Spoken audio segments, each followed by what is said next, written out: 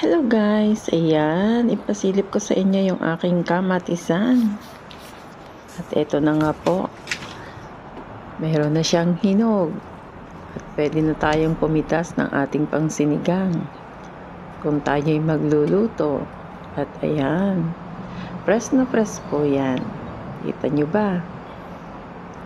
Shoutout po sa inyong lahat dyan, sa mga mahihilig magtanim. Ayan. Yung aking tinanim po ay may aanihin na ako. So, ayan, samahan niyo ako guys sa aking pagha-harvest. Nakakuha tayo ng hinog na.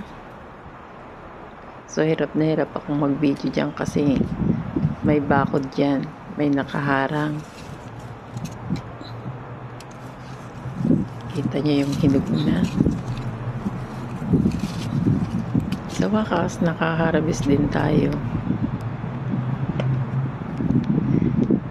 Nakakatuwa naman talaga kasi pagka yung nakakapitas na tayo ng ating galing sa pinaghirapan, pero nyo yung paghihirap mo dyan, talagang tiyaga-tiyaga lang yung aking ginagawa dyan na pagtatanim. Garden pa more. At ayan, nag-harvest na tayo, may 4 ng hinog siya.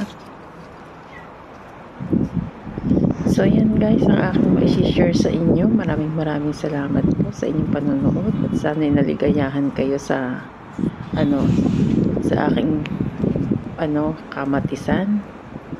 So, maraming salamat po at ito lang ang aking mai-share. Maraming salamat. Bye-bye.